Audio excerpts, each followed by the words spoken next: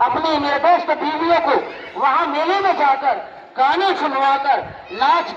رنگ دیکھ کر یہ ساری چیزیں دکھا کے لایا ہے. بچے بھی خوش ہوتے ہیں, شیطان اتنا خوش ہوتا ہے اور اللہ اتنا اس سے ناراض ہوتا ہے کہ ایک مسلمان ہوتے ہوئے یہ کیسی حرکتوں میں پڑا ہوا, یہ میرا بندہ ہوتے ہوئے میرے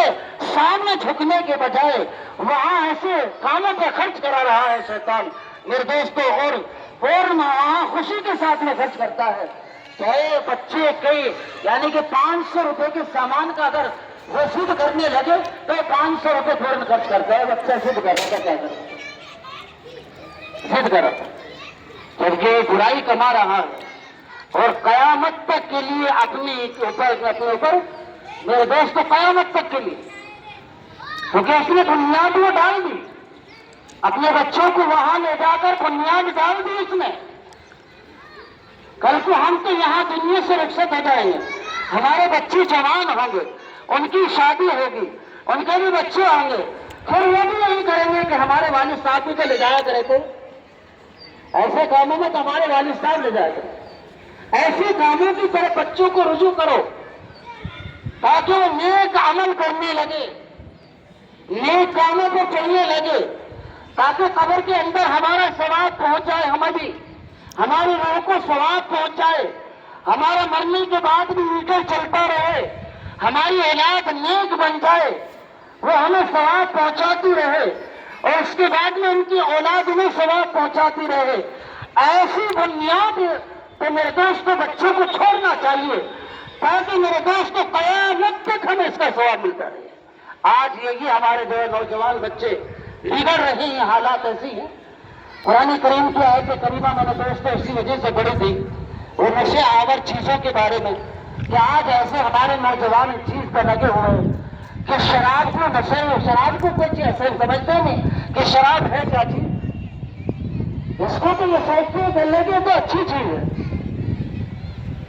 اس سے جسمانی بھی نقصان ہے اور مالی بھی نقصان ہے, اور میرا عزیز ساتھی میرے دوستوں اس سے دنیا کا بھی نقصان اور آخرت کا بھی نقصان, اور یہاں تک کہ گھر کے گھر تباہ ہو جاتے ہیں, کنبے کا کنبہ تباہ برباد ہو جاتا ہے. اس چیز سے ہمارے نوجوان نسل آج لگ رہی ہے, ہمارے جوان لگ رہے ہیں کہ شراب پی کر انسان چہرے کی اس کی رونق ختم ہو جاتی ہے, اس کے میرے دوست کے اندر کے گردے ختم ہو جاتے ہیں, جسمانی نقصان ہے, سانس کی بیماری ہو جاتی ہے, پیلی کی بیماری اس کے اندر پیدا ہو جاتی ہے, پیٹ اس کا نکل جاتا ہے, چہرہ اس کا سیاہ بننا شروع ہو جاتا ہے. تم نے دیکھا ہوگا میرے دوست شرابی جب شراب پیتا ہے اس کا چہرہ دیکھو میرا عزیز ساتھیوں کہ اس کا چہرہ کتنا بدلا ہوا نظر آتا ہوگا. تو لیکن ہمارے نوجوان اس چیز کو سمجھ رہے, شراب اور جوا یہ قرآن کریم کے اندر آ میرے دوستوں ایسا جیسے کہ کتوں کو پوجنا, جیسا کتوں کے بجائے یہ بت پوج رہے ہیں, ایسا ہے شراب اور جوا حرام ہے. قرآن نے حرام قرار دیتے چیز کو کہ اس سے گھر تباہ ہو جاتے ہیں, آپس میں جدائی پیدا ہو جاتی ہے, اور میرا عزیز ساتھ ایمان اس کا سلب ہو جاتا ہے, ایمان اس کا ختم ہو جاتا ہے. شرابی آدمی کا نقصان جسمانی بھی ہے, قبر کے اندر اس کی آنکھ جلا دی جاتی ہے, اور میرے دوست اللہ کے یہاں بھی اس کی پکڑ ہوتی ہے. دنیا میں تو ذلیل و خوار ہوتا ہی ہے کہ جب شراب پی لیتا ہے تو میرا عزیز ساتھیوں نالیوں میں پڑا رہتا ہے, دوسروں کے ٹھوکروں میں پڑا رہتا ہے, دوسرے اٹھا کر لاتے ہیں. اتنی میرے دوست کو قریبی نظروں سے دیکھتا ہے انسان کہ اتنے شراب پی رکھے دیتے ایک مسلمان ہے, ایک مسلمان ہے. آج یہی جواب ملتا ہے کہ لگے مسلمان اتنے ہیں پھر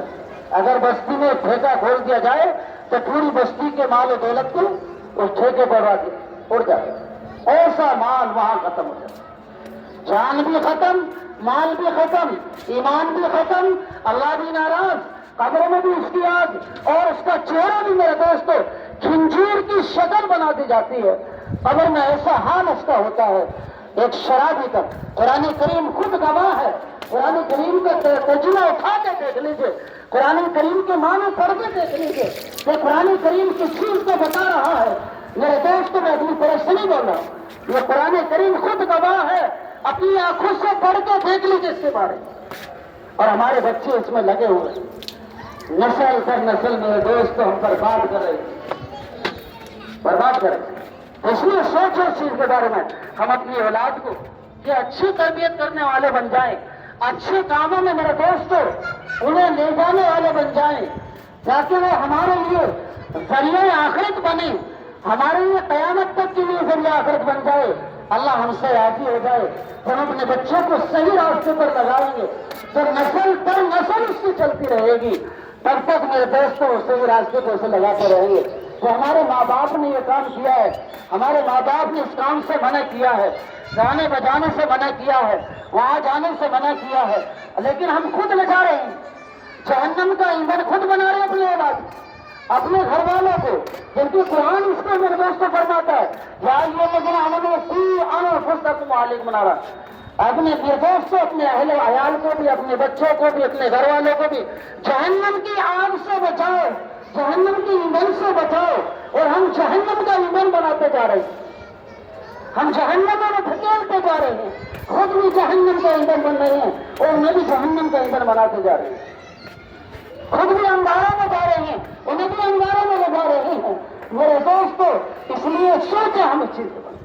کہ آج کا معاملہ، آج کے حالات کے بارے میں میرے دوست یہی تبصرہ مجھے کرنا تھا کہ حالات میں دیکھ رہا ہوں، اپنی آنکھوں سے دیکھ رہا ہوں، عشاء کے بعد خود دیکھ لیجیے کہ ہم کیسے ہماری بہنیں، ہماری بیٹیاں، میرے دوست عورتیں ہم سڑک کے لے کے جاتے ہیں، خود مرد ان کے ساتھ ہوتے ہیں اور انہیں ساری چیزیں دکھا کے لاتے ہیں، نماز کی کبھی تلقین نہ کی، نماز کے لیے کبھی نہیں بتایا، اللہ کی قدر کے بارے میں کبھی نہیں بتایا، جہنم کے بارے میں کبھی نہیں بتایا، عذاب قبر کے بارے میں کبھی نہیں بتایا، میرے دوست موت کی سختی کے بارے میں کبھی نہیں بتایا، ایمان کے بارے میں کبھی نہیں سوچا، اپنے بچوں کو اس چیز کی تلقین نہیں کی، قرآن کے بارے میں کبھی نہیں بتایا کہ اللہ کا مقدس کلام کس چیز کو فرما رہا ہے، اللہ کا مقدس کلام کس چیز کو بتا رہا ہے، اس کے بارے میں کبھی نہیں سوچا، نہ کبھی بچے کو بتایا، نہ کبھی بیوی کو بتایا، کیونکہ اس چیز کو چلایا ہی نہیں، چلا رہے ہیں تم گناہ کے کاموں پر، گناہ کے کاموں پر، ایسی باتوں پر چلا رہے، جہاں گناہ ہوتا ہو تو ہماری نسل کیوں نہیں میرے دوست بگڑے گی؟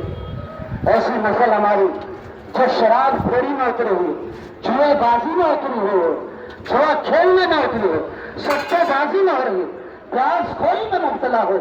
ایسی قوم ہماری میرے دوستوں، تو اللہ کا عذاب کیوں نہیں آئے گا؟ وما اصابکم من مصیبت فبما کسبت ایدیکم ویعفو۔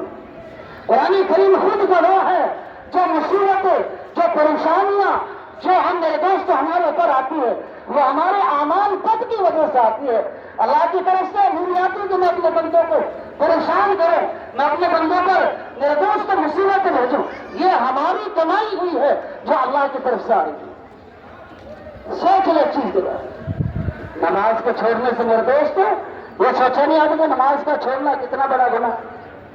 نماز کا چھوڑنا کتنا بڑا گناہ، اس کو بتایا ہی نہیں کبھی، نہ خود بتا نہ اولاد کو بتا۔ مادام ہمارے میرے دوست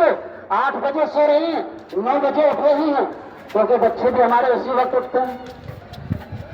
سویرے اٹھنا سکھائے ہی کہتا کہ نماز بھی پڑھ لیں، اس لیے اللہ سے ہم دعا کریں اللہ ہم سب کو نیک عمل کرنے کی توفیق نصیب فرما دے، دین کی صحیح سمجھ عطا فرما دے، اللہ جو سنا یا پڑھا اللہ اس پر ہم سب کو عمل کرنے کی توفیق نصیب فرما دے۔ وآخر دعوانا الحمدللہ رب العالمین۔ سنت